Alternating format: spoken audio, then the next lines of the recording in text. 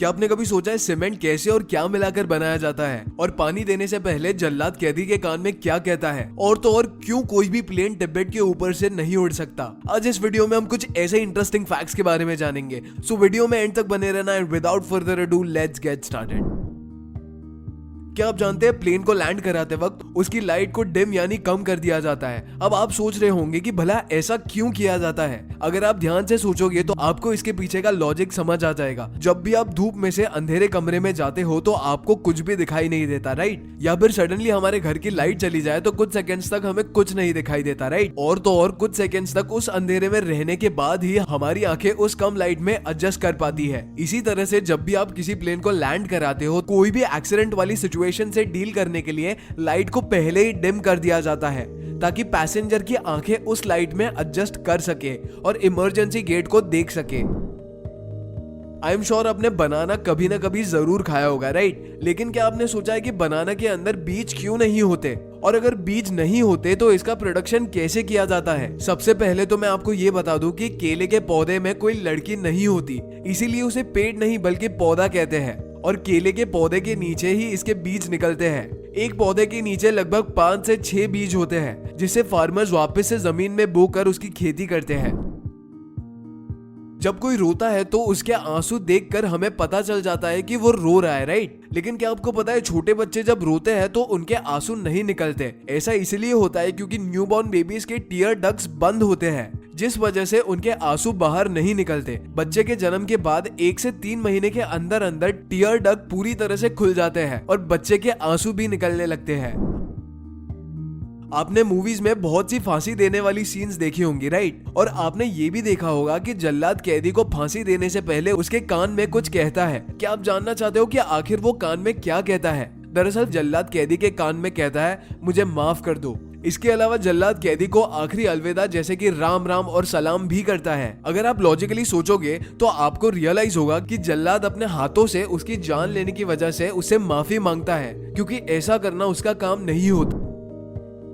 हम किसी भी दूरी को नापने के लिए स्केल और इंच टेप का इस्तेमाल करते हैं, राइट? लेकिन क्या आपके दिमाग में कभी ये सवाल नहीं आया कि आखिर बड़ी बड़ी दूरी जैसे चांद की दूरी और सूरज की दूरी हम कैसे नापते होंगे? इतना बड़ा स्केल और रूलर तो अब तक नहीं बना जो इतने लंबे डिस्टेंस को कवर कर सके। दरअसल जब भी अर्थ के किसी स्टार, प्लैनेट या सूरज और चांद की दूरी नापनी होती है तो लाइट और रेडार सिग्नल्स का इस्तेमाल किया जाता है। जैसे अर्थ से वीनस पर रेडार सिग्नल या लाइट भेजी जाती है और इन सिग्नल्स और लाइट के वापस आने के वक्त के हिसाब से उसकी दूरी को नापा जाता है। और यही वजह है कि इस तरह की दूरियों को लाइट ईयर्स में शो किया जाता है।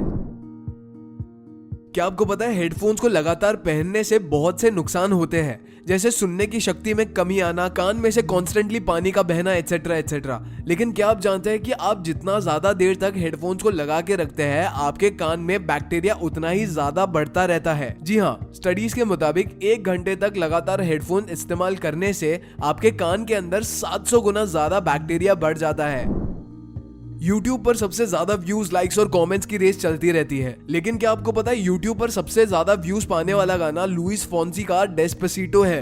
लेकिन क्या अब आपको उस इंडियन गाने के नाम के बारे में पता है जिसपे YouTube पे अराउंड 1.5 बिलियन से भी ज्यादा व्यूज है? आपने भी वो गाना बहुत बार सुना होगा। उस गाने का नाम है लौंग लाची, जो कि एक पंजाबी गाना है और इसे मन्नत नूर नाम के एक सिंगर ने गाया है। इस गाने को दुनिया भर में बहुत ज्यादा पसंद किया जाता है।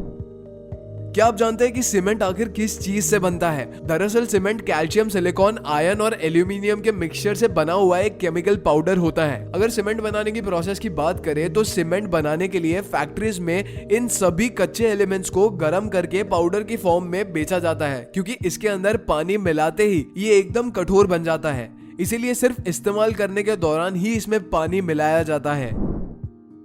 Late doctor APJ Abdul Kalam sir को इंडिया में सभी जानते हैं, राइट? उन्हें इंडिया में मिसाइल मैन के नाम से भी बुलाया जाता है। अगर आपको पता ना हो तो बता दे कि डॉक्टर अब्दुल कलाम सर सिर्फ इंडिया में ही नहीं बल्कि पूरी दुनिया में अपने इंटेलिजेंस और काम के लिए जाने जाते थे। साल 2005 में डॉक्टर अब्दुल कलाम ने 4 दिन के लिए स्विट्जरलैंड की यात्रा पर गए थे। इस यात्रा की सबसे खास और इम्पोर्टेंट बात यही थी कि उस साल डॉक्टर अब्दुल कलाम के आने पर स्विट्जरलैंड की सरकार ने 26 मई को नेशनल साइंस डे घोषित कर दिया था। और इतना ही नहीं बल्कि वहाँ की सरकार ने डॉक्टर अब्दुल कलाम सर को इंडियन मिसाइल मैन प्रोग्राम का फादर भी बताया। एंड वेल ये चीज हम सभी इंडियंस के लिए वाकई में बहुत गर्व की बात है।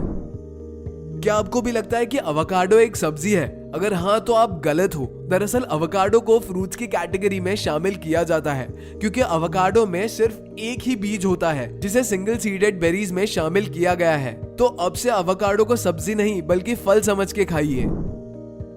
हम सभी जानते हैं कि अंग्रेजों ने हमारे देश पर लगभग 200 साल तक राज किया था, जिस दौरान अंग्रेजों ने भारत की बहुत कीमती चीजें लूट ली। उन सभी कीमती चीजों में सबसे अनमोल चीज थी कोहिनूर हीरा, जो आज ब्रिटेन के राज परिवार के ताज में लगा हुआ है। लेकिन क्या आप जानते हैं कि कोहिनूर हीरा सबसे पहले कहां और किसके पास था? हिंदू धर्म के ग्रंथों के हिसाब से कोहिनूर हीरा पांडवों के पास था, जिसके बाद नादिर शाह आक्रमण के बाद वो कोहिनूर हीरा अपने साथ ले गए। उसके बाद ये हीरा महाराणा रंजीत सिंह ने ले लिया और आखिर में ये ट्रीटी ऑफ लाहौर के दौरान इंग्लैंड की महारानी तक पहुंचा। वैसे क्या आपको भी लगता है कि हमें ये हीरा वापस मिलना चाहिए? मुझे क्विकली कमेंट सेक्शन में बताओ।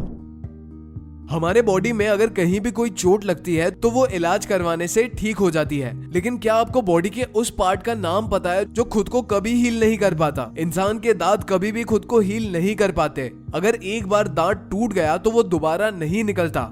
और तो और अगर दांत में कैविटी भी हो जाती है तो वो ठीक नहीं होती। उसके लिए कैप्स वगैरह और रूट कैनल करवाना पड़ता है। इसीलिए कहा जाता है कि हमें अपने दांतों का पूरा ख्याल रखना चाहिए। क्या आपको फोन पर आने वाले ओटीपी का फुल फॉर्म पता है? और क्या आपने कभी सोचा है कि आखिर ओटीपी का कॉन्सेप्ट पहली बार कैसे आया होगा? तो वेल ओटीपी की फुल फॉर्म होती है वन टाइम पासवर्ड। अब नाम से ही क्लियर हो रहा है राइट कि ये सिर्फ एक बार इस्तेमाल किया जाने वाला पासवर्ड है। इसके अलावा ओटीपी का कॉन्सेप्ट अमेरिका में एक फ्रॉड हो जाने की वजह से शुरू हुआ। दरअसल 2008 में किसी ने अमेरिका के एक वकील के अकाउंट से $60,000 निकाल लिए थे। जब वकील को इसके बारे में पता चला तो वो इसकी जानकारी ढूंढने में लग गया। बहुत रिसर्च करने पर उसे पता चला कि पहले भी 6 अलग अलग लोगों के साथ ये सेम फ्रॉड हो चुका है और ये फ्रॉड असल में जापान के एक आदमी का था। इस इंसिडेंट के बाद ही हर बैंकिंग ट्रांजैक्शंस के लिए ओटीपी का इस्तेमाल किया जाने लगा। ओटीपी सेफ और सिक्योर इसीलिए भी होता है क्योंकि इसमें जो रैंडम कोड जनरेट होता है वो कुछ सेकेंड्स के बाद खुद ही इनवैलिड हो जाता है ताकि सामने वाला इसका मिस यूज ना कर पाए।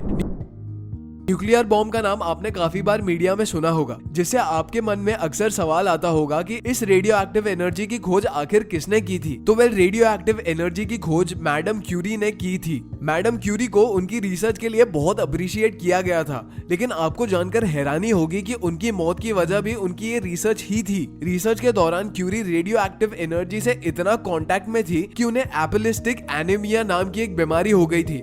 और तो और रेडियो एक्टिव रेडिएशन ने उनके सामान जैसे कि किताबें, फर्नीचर और कपड़ों को भी बहुत ज्यादा नुकसान पहुंचाया था, जिस वजह से उनके मरने के बाद आज तक उनका सामान आइसोलेशन में पड़ा हुआ है। क्या आपको पता है कि तिब्बत के ऊपर से कोई भी प्लेन क्यों नहीं उड़ पाता? तो वेल तिब्बत को ऑफिशियली चाइना का हिस्सा माना जाता है, लेकिन ये एक अनोनिमस रीजन है जो इंडिया के साथ भी बॉर्डर को शेयर करता है। तिब्बत एक पत्थर है यानी कि प्लेटो, जो कि दुनिया में सबसे ऊंचाई वाली जगह है, जिसे रूफ ऑफ द वर्ल्ड भी कहा जाता है। तिब्बत में बहुत से बड़े बड़े माउंटेन्स जैसे कि एवरेस्ट और कांचनजंगा मौजूद है। वहीं दूसरी तरफ किसी भी कमर्शियल फ्लाइट को ऊंचा उड़ने के लिए लगभग 3000 से 3500 फीट की ऊंचाई चाहिए होती है और तिब्बत में ऑलरेडी 8000 मीटर से भी ऊंचे पहाड़ है जो प्लेन के रास्ते में दीवार की तरह खड़े होते हैं। और यही वजह है कि पैसेंजर्स की सेफ्टी के लिए कोई भी प्लेन तिब्बत के ऊपर से नहीं उड़ाया जाता। सो हाँ जी guys, that was it for today's video. ऐसे इंटरेस्टिंग फैक्ट्स जानने के लिए आपके स्क्रीन पे जो वीडियो पॉप कर रहा है उस पर क्लिक करो। मैं मिलता हूँ आपसे अगले वीडियो में। Until next time, peace out.